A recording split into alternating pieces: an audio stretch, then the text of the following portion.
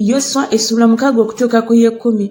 Era Yeriko kyali kiggaliddwawo ddala olw'abaana ba Isirayiri, tewali afuluma newankubadde ayingira. Mukama n'agamba Yoswa nti laba, nkukiwadde mu mukono gwo Yeriko ne kabaka waamu n'abazira ab'amaanyi, era mulikyetooloola ekibuga abalwanyi mwenna nga mwetooloola omulundi gumu. Bw'onookola nga bw'otyo ennaku 6, ne bakabona 7 balisitula eŋŋombe 7 ez'amayembe ag'endiga ensajja nga bazikulembeza essanduuko. Ne ku lunaku olw'omusanvu mulikyetooloola ekibuga emirundi 7, ne bakabona balifuuwa eŋŋombe. Awo bwe balifuuwa eŋŋombe ez'amayembe ag'endiga ensajja, era bwe muliwulira eddoboozi ery'eŋŋombe, abantu bonna ne balyoka boogerera waggulu n'eddoboozi ddene, bbugwe ow'ekibuga n'alyoka gwira ddala wansi, abantu ne balinnya buli muntu mu maaso ge. Yoswa omwana wa Nuuni n'ayita bakabona n'abagamba nti musitule essanduuko ey'endagaano, era bakabona 7 basitule eŋŋombe 7 ez'amayembe ag'endiga ensajja bazikulembeza essanduuko ya Mukama. Ne bagamba abantu nti muyite mwetooloola ekibuga, n'abalina ebyokulwanyisa bakulembere essanduuko ya Mukama. Awo Yoswa bwe yamala okwogera n'abantu, bakabona 7 abasitula eŋŋombe 7 ez'amayembe ag'endiga ensajja mu maaso ga Mukama ne bayita, ne bafuuwa eŋŋombe, essanduuko ey'endagaano ya Mukama ng'ebavaako nnyuma. Abalina ebyokulwanyisa ne bakulembera bakabona abafuuwa eŋŋombe, ab'ennyuma ne bagoberera essanduuko nga bafuuwa eŋŋombe nga batambula. Yoswa n'alagira abantu ng'ayogera nti temwogerera waggulu, n'eddoboozi lyammwe lireme okuwulirwa, n'ekigambo kyonna kireme okuva mu kamwa kammwe okutuusa ku lunaku lwe ndibalagira okwogerera waggulu, ne mulyoka mwogerera waggulu. Bw'atyo yagyetoolooza ekibuga essanduuko ya Mukama, nga bakyetoolodde omulundi gumu ne bayingira mu lusiisira, ne basula mu lusiisira. Yoswa n'akeera enkya n'agolokoka, ne bakabona ne basitula essanduuko ya Mukama. Ne bakabona 7 abasitula eŋŋombe 7 ez'amayembe g'endiga ensajja nga bazikulembeza essanduuko ya Mukama, ne bagenda obutalinda ne bafuuwa eŋŋombe, n'abalina ebyokulwanyisa nga babakulembedde, n'ab'ennyuma ne bagoberera essanduuko ya Mukama nga bafuuwa eŋŋombe nga batambula. Ne ku lunaku olwokubiri ne beetooloola ekibuga omulundi gumu, ne baddayo mu lusiisira. Bwe bakola bwe batyo ennaku 6. Awo ku lunaku olw'omusanvu ne bakeera enkya mu matulutulu, ne beetooloola ekibuga emirundi 7 bwe batyo, naye ku lunaku olwo beetooloola ekibuga emirundi 7. Awo ku mulundi ogw'omusanvu bakabona bwe bafuuwa eŋŋombe, Yoswa n'agamba abantu nti muleekaane, kubanga Mukama abawadde ekibuga. N'ekibuga kiriterekerwa Mukama, ekibuga ne byonna ebirimu. Lakabu omwenzi yaliwona yekka, ye ne bonna abali awamu naye mu nnyumba, kubanga yakweka abatume be twatuma. Nammwe mwewalire ddala mu biterekeddwa Mukama, muleme okutwala ku biterekeddwa nga mumaze okubitereka. Bwe mutyo mwandifudde olusiisira lwa Isirayiri olukolimiddwa, era mwandirwezikiririza, naye ffeeza yonna ne zaabu n'ebintu eby'ebikomo n'eby'ebyuma bye bitukuvu eri Mukama birijja mu ggwanika lya Mukama. Awo abantu ne baleekaana ne bafuuwa eŋŋombe. Awo abantu bwe bawulira eddoboozi ery'eŋŋombe, abantu ne balyoka boogerera waggulu n'eddoboozi ddene, bbugwe n'agwira ddala wansi, abantu ne balinnya mu kibuga, buli muntu mu maaso ge, ne bamenya ekibuga. Ne bazikiririza ddala ebyali mu kibuga byonna, abasajja n'abakazi, abato n'abakulu, n'ente n'endiga n'endogoyi, ne babitta n'ekitala. Yoswa n'agamba abasajja 2 abaaketta ensi nti, mugende mu nnyumba ey'omwenzi, mumufulumye omukazi n'ebyalina byonna nga bwe mwamulayiririra. Abavubuka abakessi ne bayingira ne bamufulumya Lakabu ne kitaawe ne nnyina ne baganda be ne byonna by'alina, era n'ekika kye kyonna ne babafulumya ne babateeka ebweru ku lusiisira lwa Isirayiri. Ekibuga ne bakyokya omuliro n'ebyalimu byonna, naye ffeeza ne zaabu n'ebintu eby'ebikomo n'eby'ebyuma byokka baabissa mu ggwanika ery'ennyumba ya Mukama. Naye Lakabu omwenzi n'ennyumba ya kitaawe ne byonna ebyali naye, Yoswa n'abawonya, n'abeera wakati mu Isirayiri ne kaakano, kubanga yakweka abatume Yoswa be yatuma okuketta Yeriko. Yoswa n'abalayiza ekirayiro mu biro ebyo ng'ayogera nti, akolimirwe mu maaso ga Mukama oyo aliyimirira n'azimba ekibuga kino Yeriko. Mu kufiirwa omwana we omubereberye mwalisizaawo emisingi gyakyo, era mu kufiirwa omwana we omuto alisimba enzigi zaakyo. Bw'atyo Mukama yabeeranga ne Yoswa n'ebigambo bye ne byatiikirira mu nsi yonna.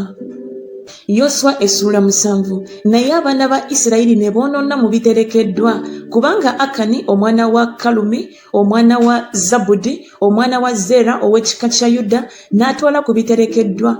Obusungu bwa Mukama ne bubuubuuka ku baana ba Isirayiri. Yoswa n'atuma abantu okuva mu Yeriko okugenda e Ayi ekiriraanye Besaveni ku luuyi olw'ebuvanjuba olwa Beseri, n'abagamba nti mulinnye mukette ensi. Abantu ne balinnya ne baketta Ayi, ne bakomawo eri Yoswa ne bamugamba nti abantu bonna tebagendayo, naye abantu nga2,000 oba 3 balinnye bakube Ayi.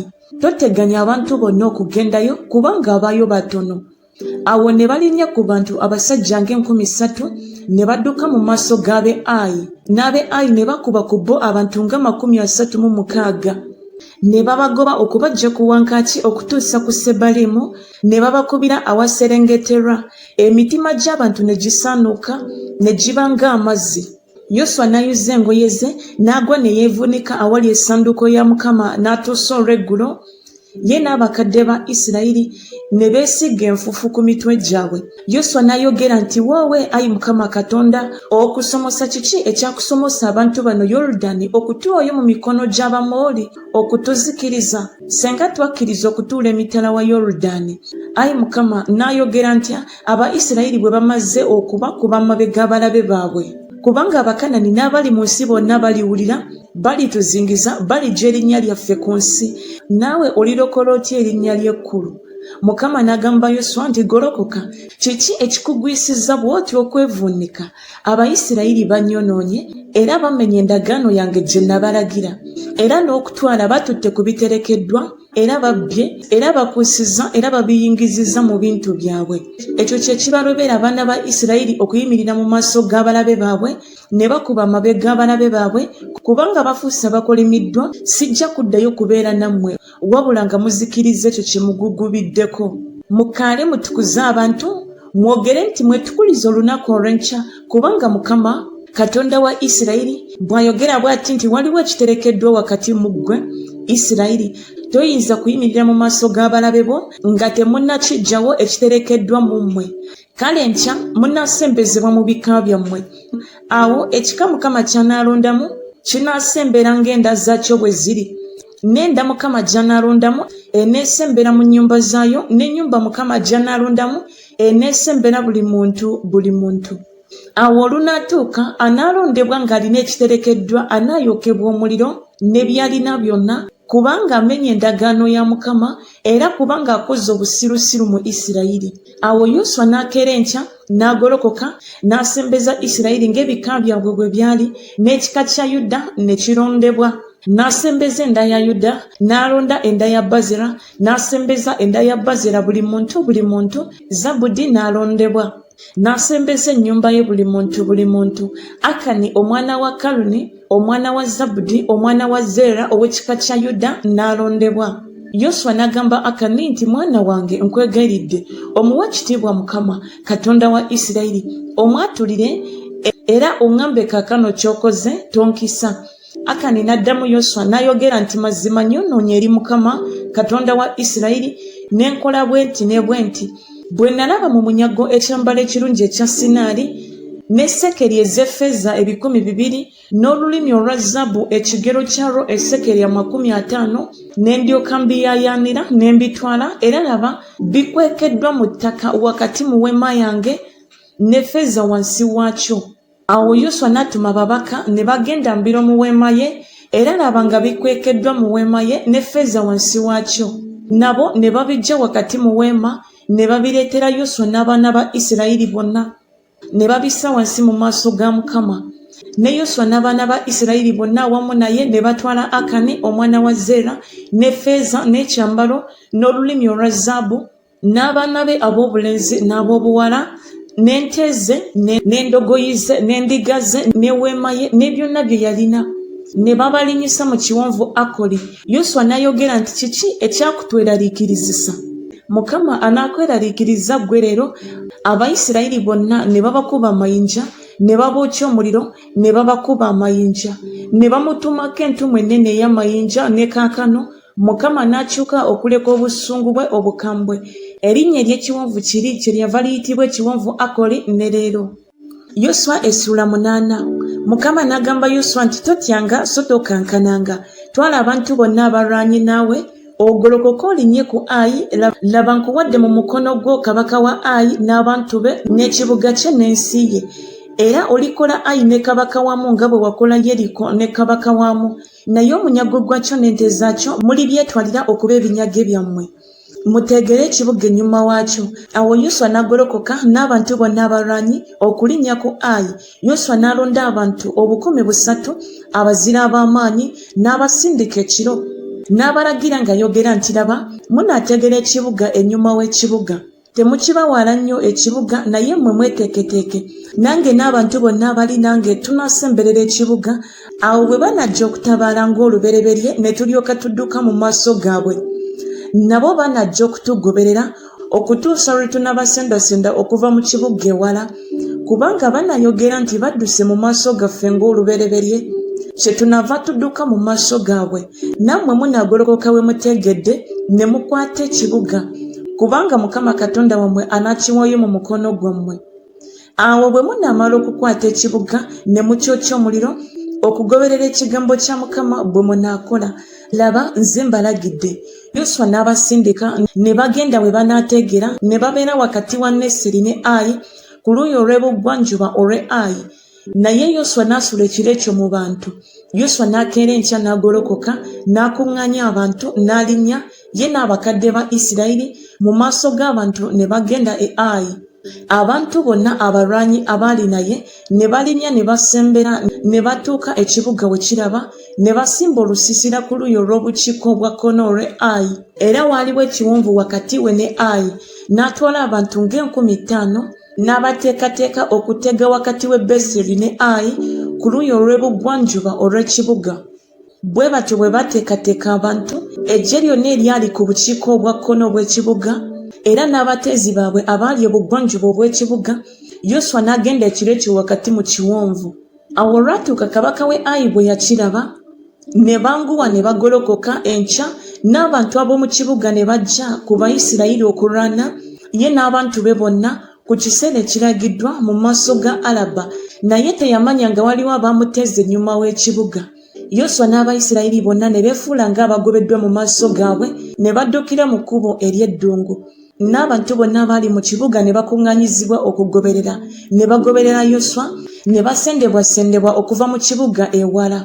Ne mutasigala muntu mu Ayi newankubadde mu Beseri atazze kugoberera Isirayiri.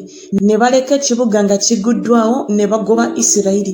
Mukama n'agamba Yoswa nti galula omuwunda oguli mu mukono gwo ku Ayi kubanga n'akikuwa mu mukono gwo. Yoswa n'agalula omuwunda ogwali mu mukono gwe eri ekibuga. N'abateezi ne bagolokoka mangu mu kifo kyabwe ne badduka Nambiro bwe yamala okugalula omukono ne bayingira mu kibuga ne bakimenya ne banguwa ne bookya ekibuga omuliro. Ab'e Ayi bwe baalaba ennyuma waabwe ne batunula era laba omukka ogw'ekibuga nga gunyookera mu ggulu ne bataba n'amaanyi ga kudduka okugenda eri newankubadde okudda eno. N'abantu abaali baddukidde mu ddungu ne babakyukirako abaabagoba. Yoswa n'Abayisirayiri bonna bwe baalaba ng'abateezi bamenya ekibuga n'omukka ogw'ekibuga nga gunyooka, awo ne bakyuka nate ne batta ab'e Ayi. N'abalala bannaabwe bwe baava mu kibuga okubalumba ne babeera wakati mu Bayisirayiri, abalala eruuyi n'abalala eruuyi, ne babakuba obuteganya muntu kusigalawo newankubadde okudduka. Ne kabaka we Ayi ne bamukwata nga mulamu ne bamuleeta eri Yoswa. Awo Abayisirayiri bwe bamala okuttira ddala abaali mu Ayi bonna mu lusenyi mu ddungu lye baabagoberamu, bonna ne bagwa n'obwogi bw'ekitala ne baggwaawo. Abayisirayiri bonna ne balyoka bakomawo e Ayi ne bakikuba n'obwogi bw'ekitala. Awo bonna abattibwa ku lunaku olwo, abasajja n'abakazi baali 12,000 be bantu bonna abaali mu Ayi. Kubanga Yoswa teyazza mukono gwe yagaluza omuwunda okutuusa lwe yamala okubazikiririza ddala abaali mu Ayi bonna. Wabula ente n'omunyago gw'ekibuga ekyo Abayisirayiri ne babyetwalira okuba ebinyago byabwe ng'ekigambo kya Mukama kye yalagira Yoswa. Yoswa n'ayokya Ayi bw'atyo n'akifuula ekifunvu emirembe gyonna era ekyazika ne kaakano.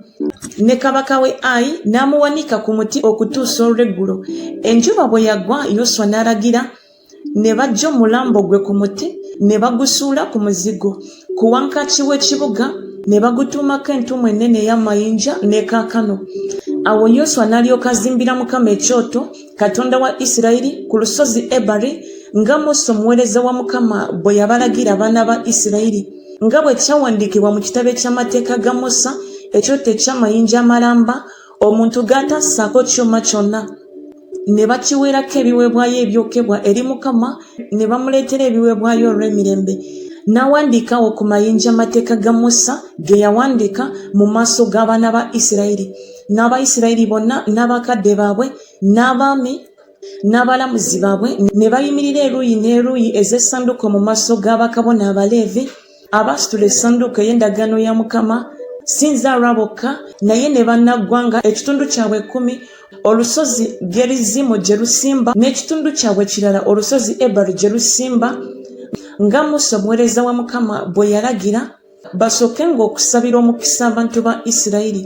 Oluvannyuma n'asoma ebigambo byonna eby'amateeka, omukisa n'okukolima, nga byonna bwe biri ebyawandiikibwa mu kitabo eky'amateeka.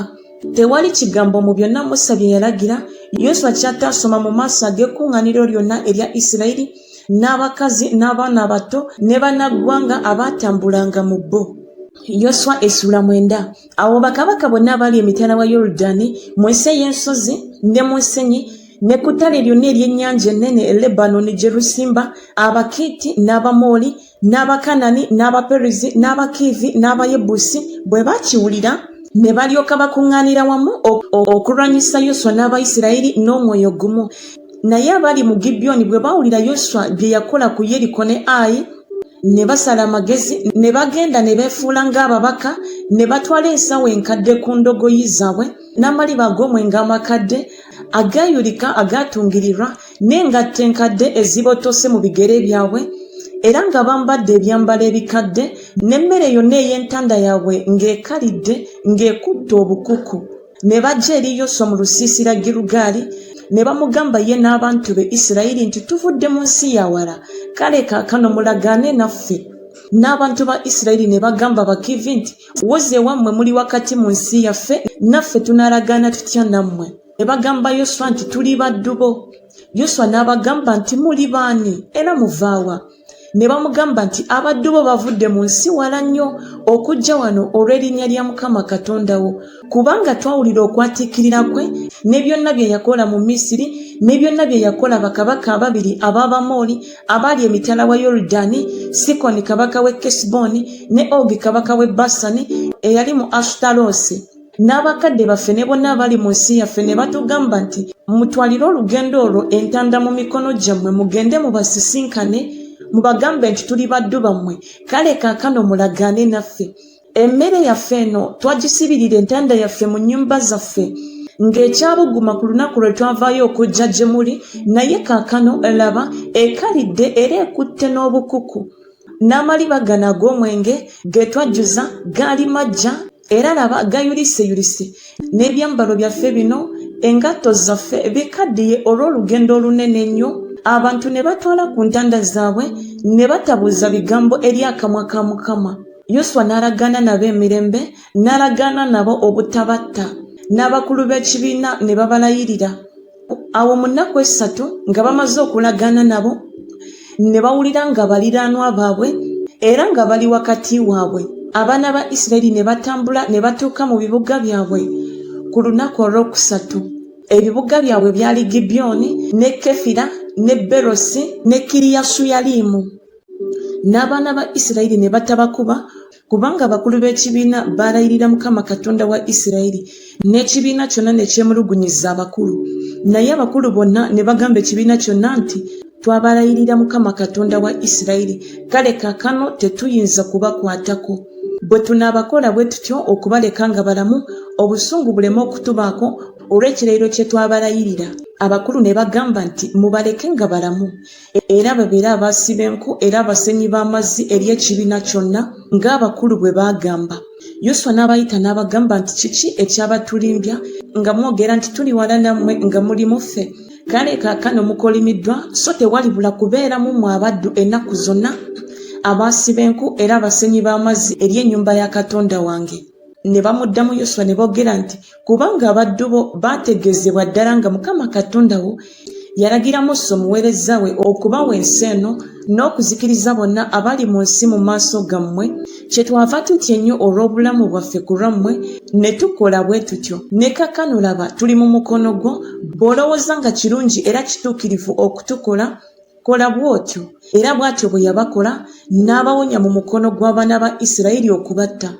Ku lunaku luli Yoswa n'abafuula abaasiba enku era abasenyi b'amazzi eri ekibiina n'eri ekyoto kya Mukama, ne kaakano mu kifo ky'anaalagiranga.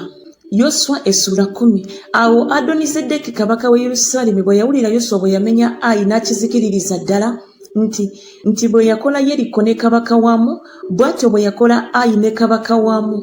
Era ng'ab'omu Gibyoni baalagaana emirembe n'Abayisirayiri era nga bali mu bo. Ne balyoka batya nnyo kubanga Gibyoni kyali kibuga kinene ng'ebibuga bya bakabaka bwe byali, era kubanga kyali kisinga Ayi obunene n'abantu baayo bonna bazira.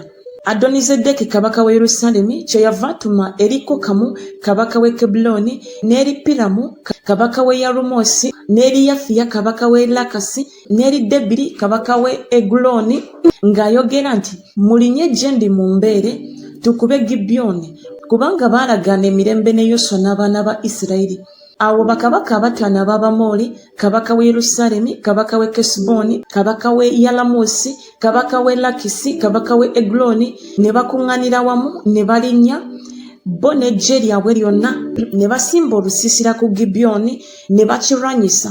N'ab'e Gibyoni ne batumira Yoswa ku lusiisira ku Girugaali nga boogera nti toddiriza mukono gwo ku baddu bo, olinnye gye tuli mangu otuwonye otubeere, kubanga bakabaka bano ab'Abamoli abatuula mu nsi ey'ensozi bakuŋŋaanidde ku ffe. Awo Yoswa n'ava mu Girugaali n'alinnya ye n'abalwanyi bonna awamu naye n'abazira bonna ab'amaanyi. Mukama n'agamba Yoswa nti tobatya kubanga mbakuwadde mu mikono gyo, tewaabe muntu mu bo anaayimirira mu maaso go. Awo Yoswa n'abagirira mangu nga tebamanyi kubanga yava Girugaali n'alinnya ekiro n'akeesa obudde. Mukama n'abaswaza mu maaso ga Isirayiri n'abattira ddala bangi mu Gibyoni n'abagoba mu kkubo eririnnya e Besukoloni n'abakuba okubatuusa ku Azeka ne ku Makeda. Awo bwe badduka mu maaso ga Isirayiri ne baserengeta e Besukoloni, Mukama n'asuula amayinja manene nga gava mu ggulu n'abakuba mu Azeka ne bafa. Abafa amayinja g'omuzira ne basinga bali abaana ba Isirayiri be batta n'ekitala. Awo Yoswa n'agamba Mukama ku lunaku Mukama lwe yawaayo Abamoli mu maaso g'abaana ba Isirayiri, n'ayogera mu maaso ga Isirayiri nti enjuba yimirira ggwe ku Gibyoni, naawe omwezi mu kiwonvu Ayalooni. Enjuba n'eyimirira, omwezi ne gulinda okutuusa eggwanga bwe lyamala okuwalana eggwanga ku balabe baabwe. Ekyo tekyawandiikibwa mu kitabo kya Yasali. Enjuba n'erinda wakati w'eggulu n'eteyanguwa kugwa ng'olunaku olulamba. So tewali lunaku olw'enkana olwo oba olwasooka oba oluvannyuma lwalwo Mukama okuwulira eddoboozi ly'omuntu, kubanga Mukama yalwanirira Isirayiri. Yoswa n'akomawo n'Abayisirayiri bonna awamu naye mu lusiisira mu Girugaali. Ne bakabaka abo abataano ne badduka ne beekweka mu mpuku mu Makeda. Ne babuulira Yoswa nti bakabaka abataano tubalabye nga beekwese mu mpuku mu Makeda. Yoswa n'ayogera nti muyiringisize amayinja manene mu mulyango gw'empuku, muguteekeko abantu babakuume. Naye mmwe temulinda, mugoberere abalabe bammwe, mubakube ab'ennyuma mu bo, temubaganya kuyingira mu bibuga byabwe, kubanga Mukama Katonda wammwe ababawadde mu mukono gwammwe. Awo Yoswa n'abaana ba Isirayiri bwe baamalira ddala okutta abantu abangi ennyo, ne bagwerawo ddala, n'abasigirawo mu bo ne bayingira mu bibuga ebiriko ebigo. Abantu bonna ne balyoka bakomawo mu lusiisira eri Yoswa mu Makeda n'emirembe. Tewali muntu eyagezaako okwogera okuvuma n'omu ku baana ba Isirayiri. Yoswa n'alyoka ayogera nti muggulewo omulyango gw'empuku, muggyemu bakabaka bali abataano mu mpuku. Ne bakola bwe batyo, ne baggyamu bakabaka bali abataano mu mpuku ne babamuleetera: kabaka w'e Yerusaalemi, kabaka w'e Kebuloni, kabaka w'e Yalamusi, kabaka w'e Lakisi, kabaka w'e Eguloni. Awo bwe babajja mu bakabaka baali babaleetera Yoswa, Yoswa n'ayita abasajja bonna aba Isirayiri n'agamba abaami abalwanyi abagenda naye nti mujje musse ebigere byammwe mu bulago bw'abakabaka bano. Ne bajja ne bassa ebigere byabwe mu bulago bwabwe. Yoswa n'abagamba nti temutya so temukankana, muddemu amaanyi mugume emyoyo, kubanga Katonda bw'alibakola bw'atyo abalabe bammwe bonna be mulirwana nabo. Oluvannyuma Yoswa n'abafumita n'abatta n'abawanika ku miti 5, ne bawanikibwa ku miti okutuusa olw'eggulo. Awo enjuba bwe yali egwa, Yoswa n'alagira ne babajja ku miti ne babasuula mu mpuku mwe baali beekwese, ne bateeka amayinja amanene mu mulyango gw'empuku ne kaakano.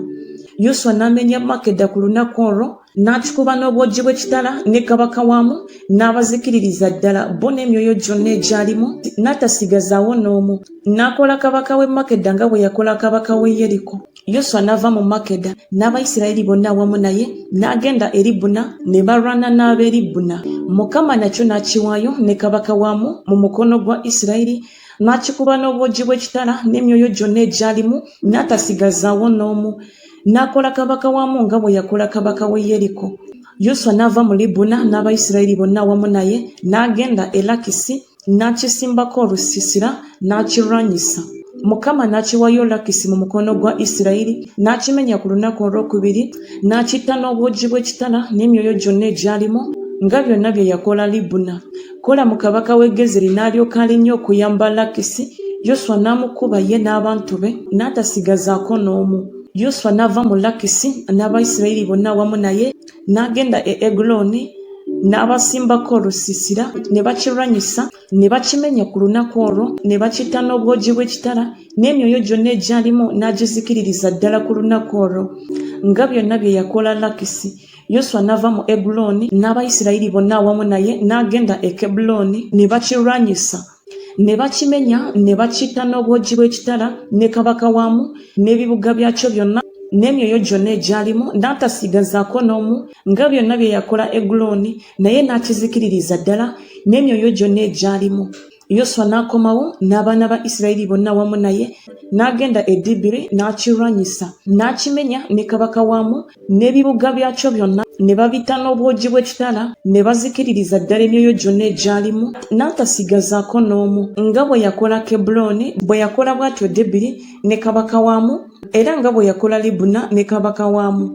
Bw'atyo Yoswa bwe yakuba ensi yonna, ensi ey'ensozi n'oluuyi olw'obukiika obwa ddyo n'ensenyi n'ebiwonvu ne bakabaka baamu bonna, n'atasigazaako n'omu, naye n'azikiririza ddala bonna abassa omukka nga Mukama Katonda wa Isirayiri bwe yalagira.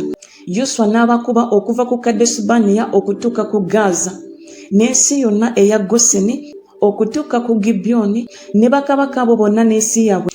Yoswa n'abamenya mulundi gumu, kubanga Mukama Katonda wa Isirayiri yalwanirira Isirayiri. Yoswa n'akomawo n'Abayisirayiri bonna awamu naye mu lusiisira mu Girugaali.